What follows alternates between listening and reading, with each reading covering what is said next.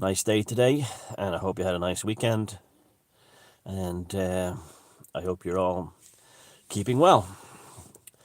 I'm still waiting for people to give me proof of a pandemic that happened in the last year, or that's outside the realm of media emotionality, emotional blackmailing, statistics, and appeals to virtue. I want to see mountains of bodies in hospitals. I want to see proof that undertakers have been much more busier than they normally are, or at least that there's millions of bodies on dry ice or frozen waiting to be buried. I want to see this. So it hasn't happened. So I thought today would be a good day to do a 1 year review of the pandemonic. And that's what it is, because that sums up what we're dealing with. As soon as this thing first happened last year, and I'm just picking today because it's a rough ballpark date. I noticed that it started in different places everywhere. But my God, it seems like a very, very long time ago that we saw those trucks in the streets of Turin and in Milan to collect the thousands of dead Italians that was apparently all dead in the buildings from the pandemic, the COVID SARS pandemic. And that seems like doesn't it? It seems like a very long time ago now. Very long time ago. And even that, the world before that seems like a different world, but even that seems like a different world compared to now, of this pandemonic. And that right there and then, if I was to sum up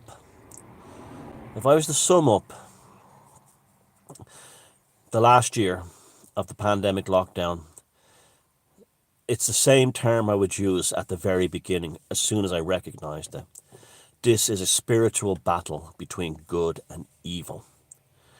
If you, at this point, still believe there is a global pandemic that has panned out exactly as they said it would in the early days, and there has been nothing dodgy going on, that you don't think there's anything funny about the WHO changing the threshold during the year for positive tests of compared to negative tests of the test, to deliberately drop it down so less people were testing for asymptomatic COVID-19. If you still think there's nothing dodgy about them changing the definition of the term pandemic, pandemic just now means several people sick. So we could have, anything's a pandemic. If you don't think there's anything dodgy about the behavior of our politicians, our bureaucratic and academic class, you're on the side of evil. Now, like I said, I can forgive people who got swept up in the media early on. Because they were frightening scenes, what they showed.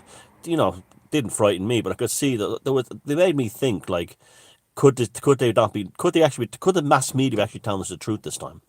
Is this the one time politicians aren't lying to us? And you see the whole thing in Wuhan, and people being welded shut in buildings, and the trucks on the streets of Milan, the Irish Army setting up a field hospital in the Dublin docks with a battleship for some visual effect next to it. The Nightingale hospitals going up all over Britain, and everywhere else, this sense of impending doom and panic. That was all a piece of theatrical theatre to spellbound and to bedazzle the general public. They knew there was no pandemic. They just took their chance to wage war upon the consciences of mankind. During World War II, there was a famous British magician by the name of Maskelyne. And Maskelyne was hired by the British intelligence to literally spellbound, he's a stage magician, to spellbound the Axis attacks. And one of his most famous things was he literally moved the city of Alexandria down the coast to a place where it was just desert. And what he did was he found a bay 50 miles or 25 miles down from Alexandria in Egypt. And that was very similar in shape. And what he did then was he put lights along the harbour that would mimic the shape of the harbour in Alexandria, and put flat pieces of plywood painted to look like the roofs of buildings. So under starlight or moonlight, and then he puts spotlights and ACAC guns, anti-aircraft guns, down there to shoot at the Germans. The thing was that the Germans flew in and they saw this thing that looked like the shape of Alexandria, and they bombed a wilderness again next to the sea, a desert next to the sea. And that was a great mirage at this. And this guy did all these kinds of things. Remember, like before D-Day, they used to they had inflatable tanks and cardboard troops that he put all around the south of England to make it look like they were going to invade. D-Day was going to happen at Calais. And that was all the same thing. Well, they did the same thing to the human race in the initial days with the pandemic, the pandemonic. They created this enormous piece of theatre to spellbound the public. And it did, it worked. It worked. And then all the little local controls like police, army checkpoints and everything around this kind of thing. And as I said, I do not blame or have anything against people who fell for all that in the early days. They're afraid for themselves, their families, their children, their parents, their loved ones. Of course, they're allowed to be like that. I have no problem with that. And it was the theatre of the absurd and the propaganda was so spectacular that even an intelligent, sane person who'd normally be clued into this stuff could easily fall for it. Yes, COVID-19 does exist. Yes, there is annual flus. That's what it is. I can't believe it's not flu.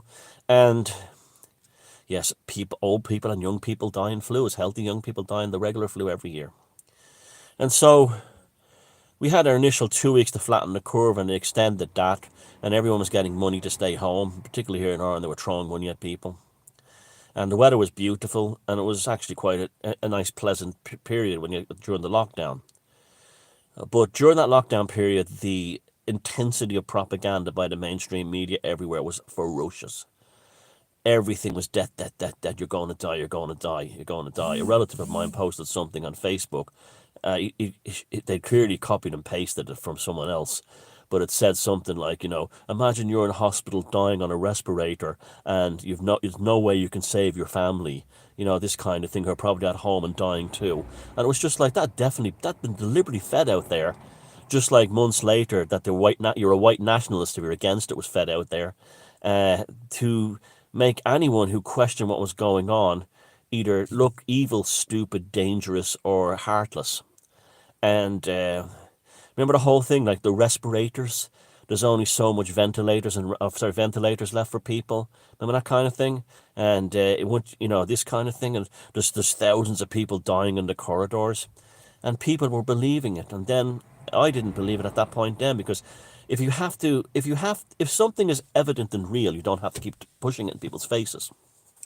And then we had the whole thing with Professor Ferguson in England.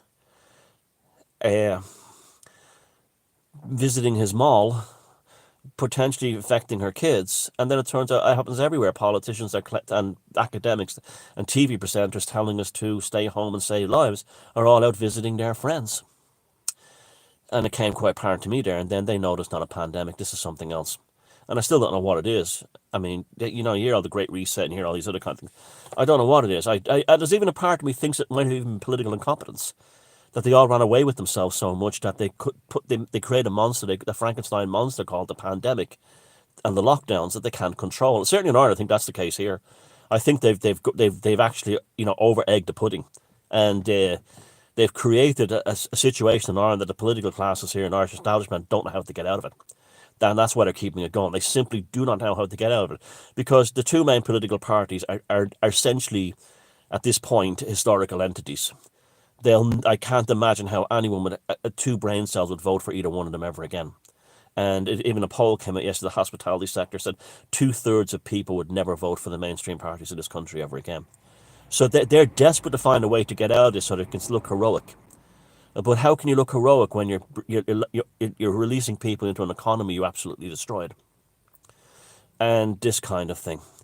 Now, if I was the pandemonic and I said that the whole thing is evil, but it's like another aspect of this is that we've discovered that academia is evil. Yes, academia, yeah, I know we've been told for years how wonderful science is, and we've had, Brian Cox and all these people, but academia is evil. Brian Cox And all these people, and all these people they hire to put in your face, Richard Dawkins telling you you have no soul.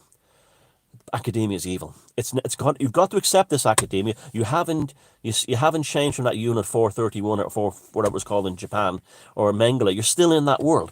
You're still there. You still have that culture about you, and you're never going to play this down. Sorry, Neil Ferguson, when he was caught making the statement that we didn't think we could lock anyone down, and then we saw they got away with it in Italy, and then we realised we could. And now it's come out that here in Ireland, not only do you have your man, Professor Luke O'Neill, mocking out of work musicians that he's put out of work by playing guitar and rubbing in their face, going, I'm the only rocker now. That's exactly what he's doing, by the way. We now come out of the same college, Trinity College, Dublin. A shocking insight into how evil academia is, and that's just in this country. That all these professors at Trinity College, Dublin, were sending intermemos around each other, pushing this concept of COVID zero and deliberately trying to make a cult or a religion out of it. I knew that COVID zero thing was a religion and a cult right away. It was just like, it became a kind of like a religious crusade for idiots very early on. But they were deliberately pushing it, and they were in the memos and the emails just talking about, we have to come up with ways to increase public anxiety and terror and make people afraid. Now, there's been people in this country that have committed suicide directly because of the hype hysteria and engineered anxiety of the lockdown and the pandemic. So if that was created by a bunch of professors in Trinity University, are they complicit in mass murder? These are questions we have to ask about this establishment and this university. Did those professors and academia caught out in those emails by grip.ie, are they complicit in mass murder by suicide? If they were deliberately and gloatingly and openly pushing the concept of weaponizing psychological terror against the Irish public in order to keep whatever their scam is, or whatever they're funding, whatever it is going. If you've lost a loved one through suicide because of the lockdown in Ireland, because they were watching the news and they were loaded with despondency and so on, you know who put them there. A specific group of professors in Trinity College. I would suggest that you and other people who have the same issue, if you have actual people who've left letters saying, I can't deal with this anymore, I've killed myself, I suggest you band together and run a class action lawsuit against Trinity College Dublin for psychological warfare and the murder by suicide of your young ones. Even if the lawsuit fails, it'll probably be the only way you'll get any kind of legal revenge on what these monsters have done. And I've been warning you for years that nerds are evil. Remember that movie back in the 80s, Revenge of the Nerds? You remember how it was all, the nerds were all amazing and they were bringing down the jocks? Well, remember the head nerd, Nat Lewis, he raped the girl. And he raped the girl in that movie. And he if that guy, by dressing up, pretending he was one of the jocks, and he had sex with the jock's girlfriend, so pretending he was him, he raped her. And if that real guy existed in real life and he had done that back in college, back in the 80s, I guarantee you the same character would have a Me Too, or, believe her hashtag today as he's in academia somewhere. These people are evil. That's a major part of the pandemonic here, is that we've discovered that academia is evil. And these people are no friends of our society, and they love bigging themselves up. Oh, science is amazing. Science does this. Science does that. And and yes, it does. Of course, it does. But this whole thing of like, I fucking love science. I fucking love science and all this shit. I don't want anything fucking mad, but I fucking love science. It makes me look clever in front of everyone else. And this has gone to their heads. It's gone to their heads to the point where professors at Trinity College Dublin can sit around like a bunch of Chicago gangsters talking about who they're going to whack to send a message to Big Sal, or Jimmy the Snake. That's literally what that was like. Who could we whack to send a message out to the East Side gang that we're in control now? That's what that was like. A psychological warfare, and who the other gang were? Vulnerable, ordinary Irish people. That's who the other gang were to them. Disgusting. It's beyond. It's so inhuman. I can't. How you could sit there saying we have to deliberately stoke, and that's because these were all part of official Ireland, and then you have your own official England, official America, official Scotland, official Australia. The same people who were protected by, they were ring fenced, like the civil servants and the bureaucrats and the politicians and the healthcare staff and the government workers were all ring fenced and protected, while while telling the rest of us we're all in this together. No, we weren't fucking all in this together. You were all in that together. And then we had the situation with the dancing. I went off there for a second. I seem to be back on.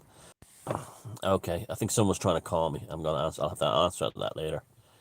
But the heroes, the frontline heroes, this kind of thing. And it went to their heads. It went to the hospital staff's head. And then we had the emergence of the TikTok dancing videos. Not one video, not a dozen videos, not even 100 videos. About thousands and thousands of videos of hospital staff, pandemic, police, rescue services, who are told are dropping dead on the job. These are other lies that were fed out there. Dropping dead on the job from exhaustion, from saving us from COVID. And they were so bored and had nothing to do that they started making dance routines. They had to rehearse them, practice them, and need the space to do them. Where do you have the space? In an empty hospital.